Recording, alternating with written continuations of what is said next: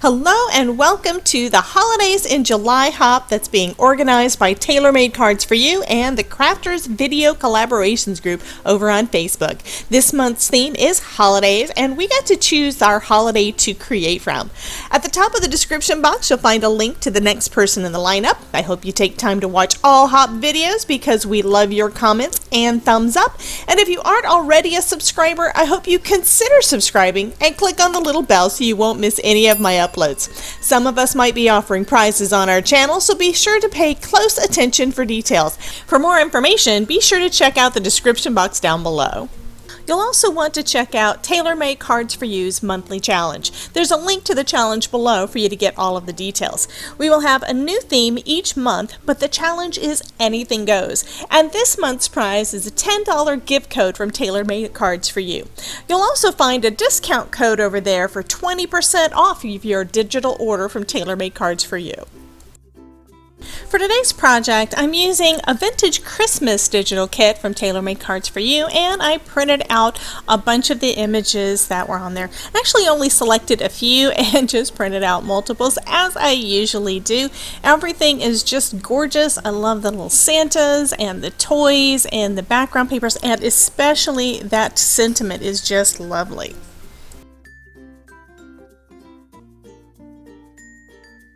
To cut out all the Santas and all of the toys, I'm using my Scan and Cut, and I did cut out an extra backing for each of those shapes because the paper that I'm using, although it works really well for printing, is really not thick enough for me, so I'm doubling those up.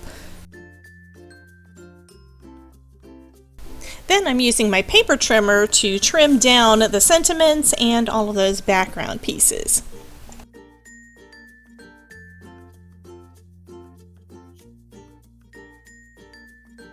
So on the first couple of panels, I decided I'm going to go ahead and add a little bit of glitter to that. The color is it's like a reddish orange or orangish red. So it's got a bit of orange in there and doesn't quite match Santa's suit, although his red in his suit is a warm red, which is great. I decided to use some Nouveau Glimmer Gel though to add a little bit of opacity and glitter and such to those panels, and I decided just to use this stencil. It's a buffalo plaid stencil from Altenew, and I'm just going to add a few little strips basically around the edges, and that will help to tone down some of that color before I put my main pieces onto the panel. So I'm going ahead and just putting some tape on the back of that stencil to adhere it to my paper, and then I'm going to add that glitter gel over the stencil.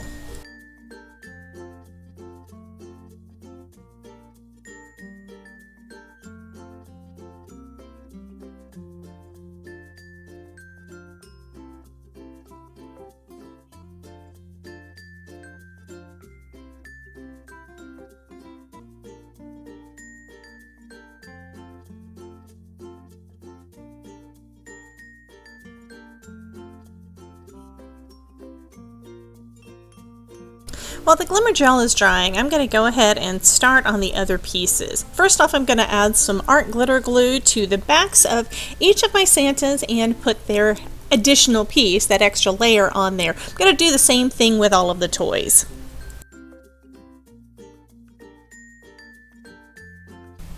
Of course, you know me, I have to start layering things up to see how it's going to look on a finished card, and I'm loving the way these pieces go together.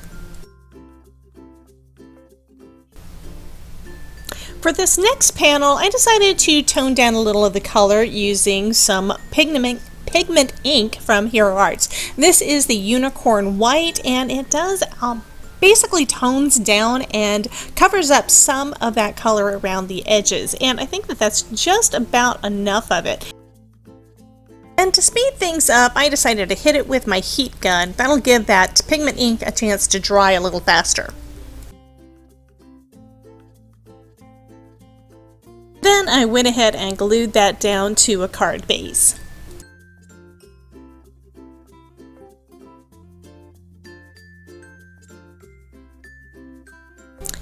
And I love the sentiment, so I'm going to go ahead and add that sentiment and one of my little Santas to the front.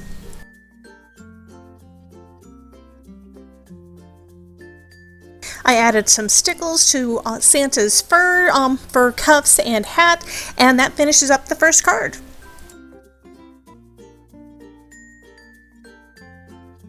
Now, I know everything looks great in color, but I decided to print out some of these in black using my laser printer.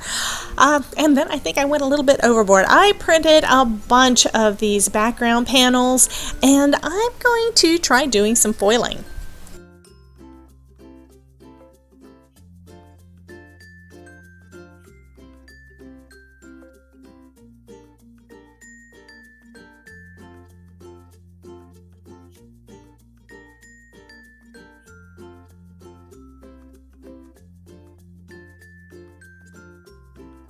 Now, I love the look of foil on my cards, and sometimes it just doesn't come out right, so I'm going ahead and running it through my laminator a second time because it didn't quite get in all of the areas that I would like.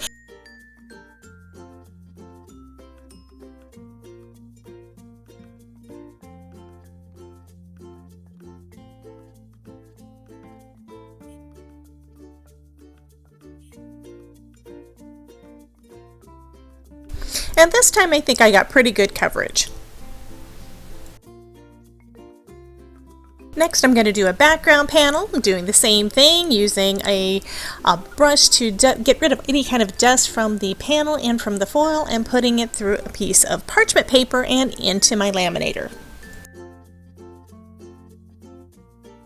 And here is where I tried something that I hadn't tried before. I decided to hit it with my heat gun. This is my heated up tool, and I decided that since what causes the foil to stick is the toner being basically melted, heated up, and that's what adheres your foil down, I decided, what if I heated it up a little bit more and then ran it back through my laminator again, partially to help add some pressure and flatten the panel out. Let's see how that one turns out.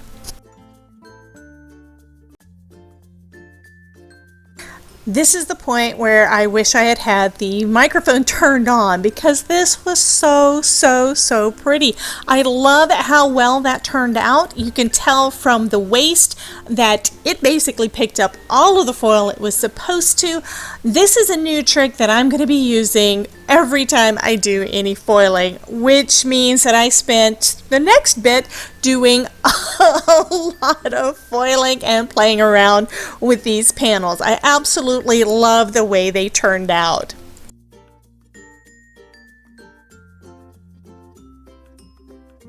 Okay, one time could be a fluke, but I think we need to see whether or not I can make it happen again. I've got a black and white sentiment, and I've got a piece of red foil. This time I decided to try heating it up first. Don't know if that really mattered any, but it does, I guess, does heat up that toner just a touch. So I'm going to go ahead and heat it up first, then I'll add my foil and put that through the machine.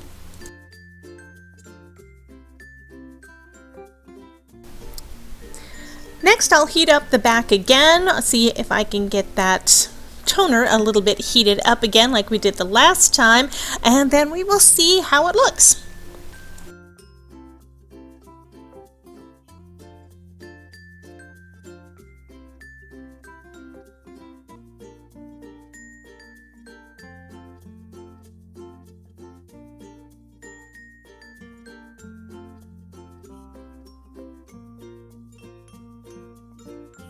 And this one I think turned out pretty much close to perfect. I think we'll do one more. First, we're going to dust off the panel and the foil and send that panel through the laminator using my parchment paper as a carrier sheet.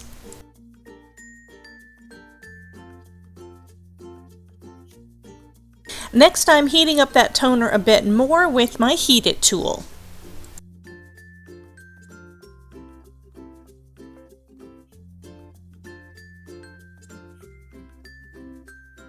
And then I'll run it through my laminator again.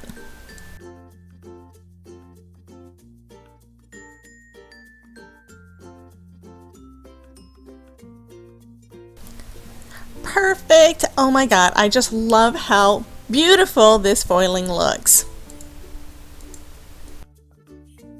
Okay, let's get back to assembling some cards. This panel is one of the ones that I use some of that glimmer gel on. I've got that line across the top and a little on the edges, and I'm just putting that down onto a card base. And then I'm going to go ahead and just add, using some foam tape, I'm going to add a couple of things to the front, including one of the foiled sentiments.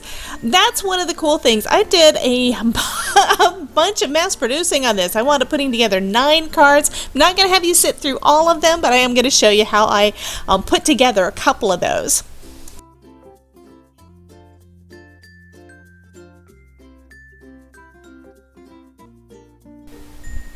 On this next card, I'm adding some Catherine Pooler ink and just basically doing a little bit of real easy ink blending over that foiled panel.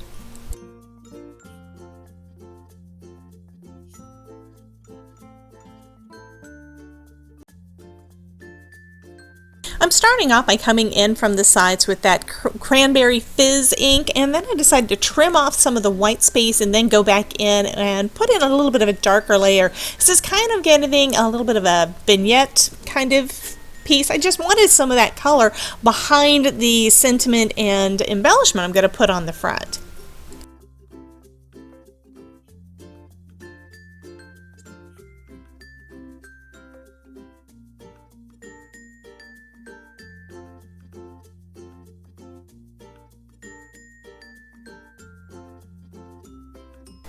I'm also adding a little bit of splatter using a couple of my DIY shimmer sprays. These are made with perfect pearls and water, and I just splattered a little bit of that gold on there, and I'm trying to heat that with my heat tool. Did notice that any of the places where the shimmer spray hit the foil didn't really want to dry, so I'm going to have to blot that up instead.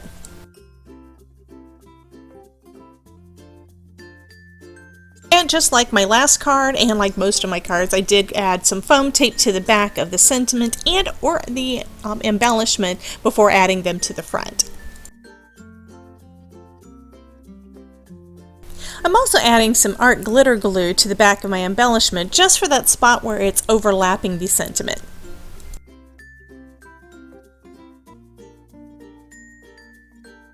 That finishes up this card video for today. Here are some pictures of all of the 9 different cards that I created during this little crafty session.